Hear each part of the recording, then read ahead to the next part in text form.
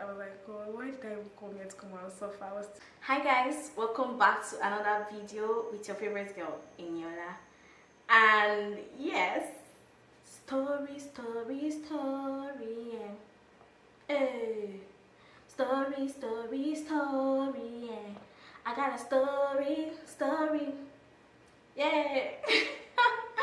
From the title of the video, I'm gonna be doing a story time. Yeah, it's my first time doing story time. And before we move on, please, subscription on YouTube is free.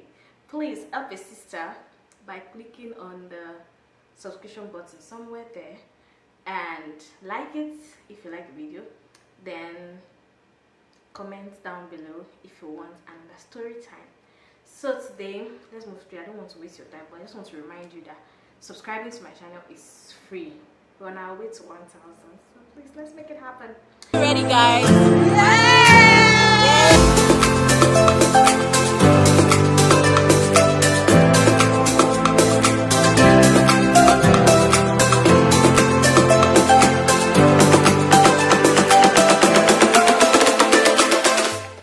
So today, guys, I'm going to be talking about my first experience moving to the Philippines. Moving to the Philippines, I've been here for more than 4 years. Yeah, don't ask me why have I not graduated. It's COVID-19. I was supposed to have my, don't worry, another story for another day. So when I heard about Philippines, I was actually excited, like, oh, I'm actually going to leave Nigeria, because I had some issues going on with the school I was previously, and I needed to just leave as soon as possible before things got out of hand. So when I heard about Philippines, I tried the admission. I had a friend who was putting me through, and I got an agent to help, and I just came here. So I don't want to give you the preamble of all the admission process and all of that, no. Then when I got the visa, like, I was super excited that, oh, finally, I'm running away. You know that feeling, right? So the day I was to leave, because we don't stay in Lagos and the airport is at Lagos, we had to leave like a day to my flight. Guys, I left my clothes I was going to wear in the house. Then I left. I did not even remember about it, because maybe it was the excitement that, finally, somebody can leave. I just got to the place we were going to stay to pass the night, my uncle's place, and I remember that my clothes was in the house. I mean, it's not somewhere you can go back to, and that was how I had to wear my mom's clothes, because she would not even allow me open my box again. I had to wear my mom's clothes to the Philippines. So now, upon arrival, like, I got in. No, before that, my load was a lot, because my friend told me that I have to bring a lot of food stuff, African prints, and what did she say I should bring again? I should not bring clothes. There are lots of clothes there. So my mom bought me lots of food. So at the airport they were like, you cannot carry this. My mom was like, she's going to study nursing. She's going to study nursing. She will be taking care of your wives, your kids. In future, you people should let her eat well, so that she will have energy to pass. I carried everything. Guys, don't make that mistake. My hand luggage was a lot, even though I don't have several hours of stopover. But by the time I got to Manila, I was really tired, because the load was a lot. I mean a lot. Like, in my hand luggage, I had food. My mom packed. I ate the food I brought to Philippines for 1 year, guys. I ate it for 1 year. And it was just really, really a different experience for me. So I arrived, I did not know that there would be traffic now. So I felt like maybe they forgot me, people that were supposed to come and pick me, or maybe I'm stranded, I don't even know where to go. I waited for 2 hours, not knowing that people that were coming to pick me were held in traffic. And I was just waiting like, there's supposed not to be traffic here, now this place is not Nigeria. So finally somebody just walked up to me. Are you Miss? I remembered how she pronounced my name. Eniola? I said, yes, I'm Eniola. Say, we are happy to pick you. Sorry, you had to stay and all of that. I'm like, I'm sure that somebody needs to pick me. I'm not going to be here that I don't know anyway. So now we're going though, guys. I saw almost everybody. I felt that they announced to everyone that, Guys, you guys will all wear bomb shorts today. All the ladies were seen on the road, everybody was on shorts. I'm like, these people know they wear long clothes for a year. Like, don't they have long clothes? Is it only short they wear? Before I understood the heat, as in, if you guys can very well see how hot it is here. It's really hot. So I was like, why would they all be wearing shorts? That was the first impression I had. And then I came in, like the first food they gave me, I'm like, ah, what's this? Me, I cannot eat it. I said, please, I'll just eat bread. I remember that I had to eat bread that day. And I was like, no, I will never eat all this type of food. I thank God that my mom gave me a lot of food stuff. I will not get to eat all this food and all of that. So now, as our life started here, the first night I had serious jet lag because I didn't sleep through the flight. I had jet lag for almost 1 month. Then I was processing my school stuff. Another big problem I had, no, that first day, the first thing that amazed me about Philippines was that by 5 a.m. there was sun already.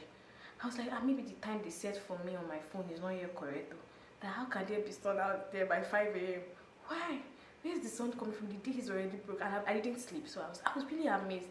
Like, it can't be 5. Maybe this time is not correct. I remember I was on call with my mom and I was saying, Mom, the day has broken here and it's just 5. My mom said, no. By the time the people I was staying with came and I'm like, so I asked them, I'm like, why is that the day break really fast here? It was like, that's how it is. I'm like, okay. And that was how the day went by. The first day I did not go to school, so 2 days after I had to go to my school to enroll. Upon entering the school, I'm like, where is this school? This place looks like secondary school. One, everybody was wearing uniform. I'm like, how would they be wearing uniform? Are they in secondary school?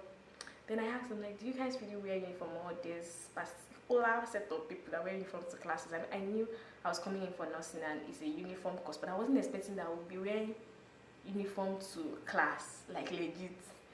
So they said, yeah, that's how it is in the Philippines. I mean, that voice. I'm like, yeah, okay.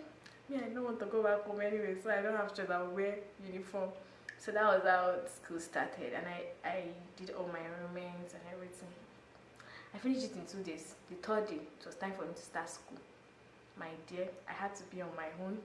I had to transport myself, and you know, the sad thing about my worst experience here when I newly came was that I was staying far from school. I mean, legit 2 hours from school. So I wake up and I wasn't so lucky. I mean, I did not understand the system that I could actually decide the time, the schedule I wanted. But all the schedule they gave me, because there was nobody to inform me about the scheduling or whatever, was 7 a.m. So it means I have to leave home like some minutes to 5. If I can miss that to 5, I cannot meet up with 7 a.m. class. If I mistakenly finish by 5:30, I will not meet up with my 7 a.m. class. I'll get to school like around 8. So my class was, all my classes were 7 a.m. And I was so unlucky that 7 to 9, there was one that was 7 to 10 on a Tuesday and Thursday. But Monday, Wednesday and Friday, my class is 7 to 9 in the morning, and the next one will be by 2, or the next one will be by 4. I cannot go home and come back. So I always stay inside Wendy's. Today I don't eat Wendy's anymore. It's there, always. So, if I'm not in Wendy's, I'm in the library, or I'm in one garden inside school because I can't go home. So it was really, really stressful for me. So I wake up by 4, and remember, I was still going through jet lag. I went through jet lag for almost 2 months, 1 month plus, and I have to wake up by 4. So most time I sleep around 2, wake by past 4. So it means I was sleeping for 2 hours or 3 hours every day. I have migraine. I have this serious headache. And there was this day I cried. I was like, God, why did I come here to come and suffer? I was thinking that, you know, the mentality of, oh, okay, everything's gonna be chilled, everything's gonna be okay. I had serious headache and I had to go through the struggle of school. Coming back from school, I finished most times 6, 7 p.m. Then I get home around 9. Then start cooking because I don't want to eat their food. So those were like very, very bad days, and I had serious regrets. I had time I just like I cried that I'm tired of crying, and I had to just sleep because I was just sad, and I kept telling my parents, this is what I'm going through. I'm going to say, you know, that's how life is sometimes. You have to face it. I had to face it for real. But in the long run, I got along. Back from school for the first time. after I had to go to school myself, I got lost because I slept off. I mean, I don't sleep. I don't know what happened. Like, I think I was like 5 minutes to the house and I slept off. And they took me to somewhere else. I know the funny thing, everywhere looked familiar. I'm like, no, it's this place. We've not gotten there. We kept going. No, I saw this place. We've not gotten there. Once they got to the last bus stop, and I'm like, sir, I'm going to so place. No, we've passed. Like, I couldn't even identify anything. I just had to take a taxi straight. I mean, it cost me a lot, but I just had to go. On getting home, I could not even explain anything to anybody. I just went straight to my bed. I didn't even bother to eat. I just went to sleep. Let me remember another thing again. The worst thing that happened was waking up very early, and I came out of my house and I was looking for a tricycle, because before you go to get a bus, you have to enter a tricycle out of the village to the gate. Then from the gate you walk, then go to the terminal to get the bus. Then from there you go to school.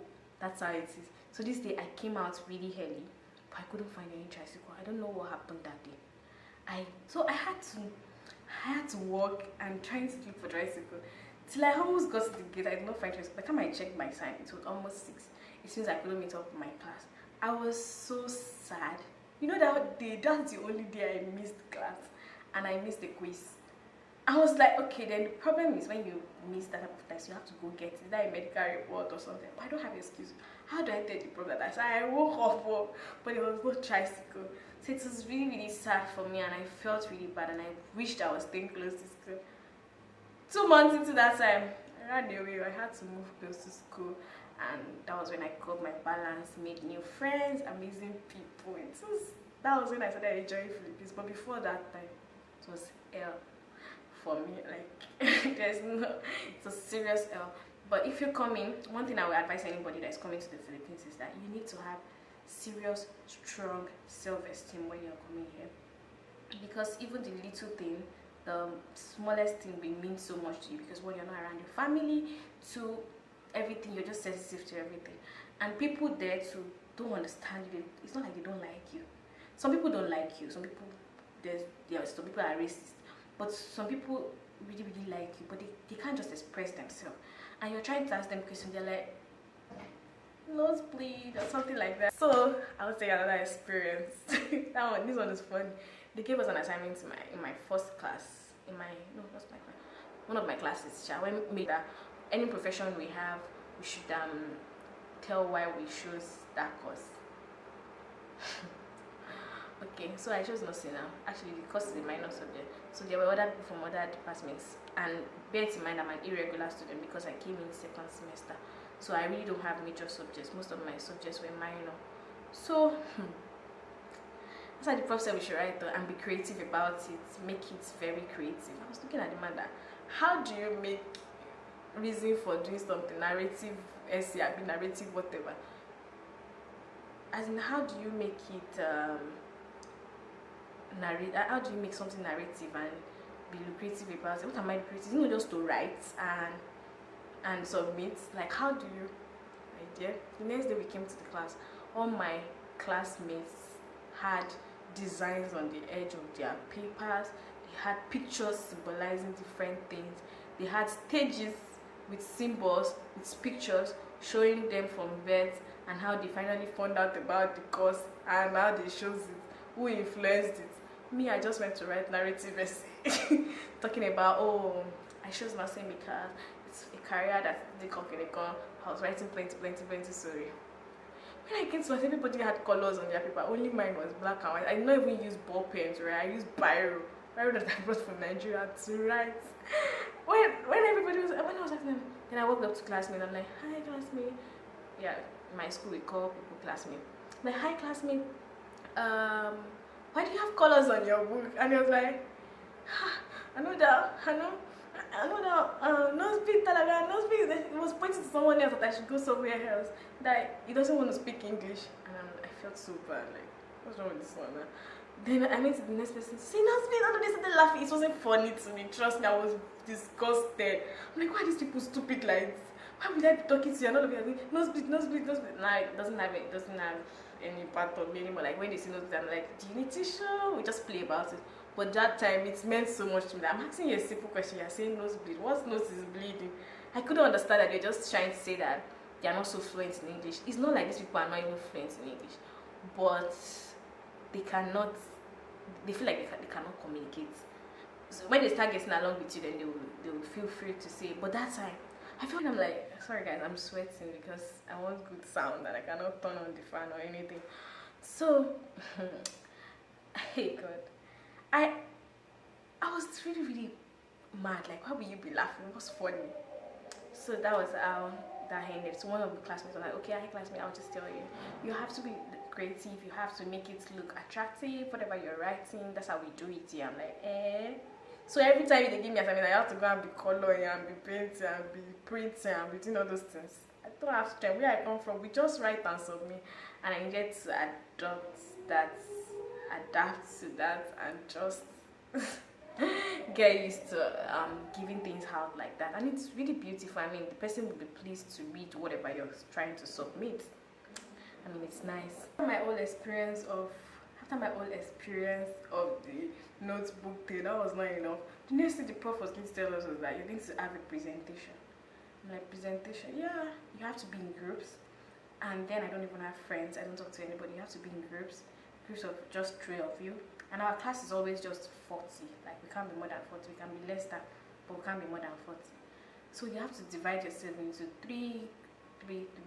So I was like, nobody was walking up to me. So I just saw one girl that was smiling. I'm like, hi, would you like me to join your group? I was like, I don't have a group yet. So where to? Then we're now looking for one more person to join us. Then and that person joined. That was how the group. So I was asking them that, okay, what's the presentation like? Like, you need to make PowerPoint, and that you have to make it. Everything has to be creative.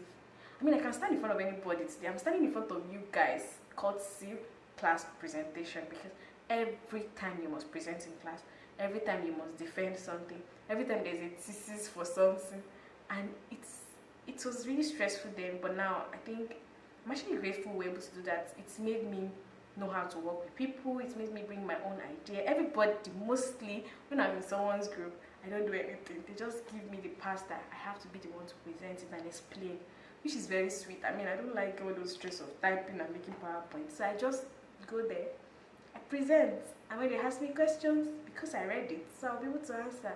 And it's really worked perfectly for me. I mean, it's just different. Also in class, I mean, you have to be able to understand at least little Tagalog. That was another challenge for me, because some of the profs switch from English to Tagalog, from English to Tagalog. Well, here we are. There's this prof that once I enter his class like this, he said, yeah, in Africa, they do this.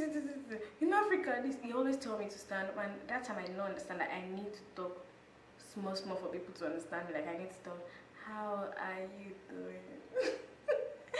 For people to understand me. Then I'll stand up and start talking.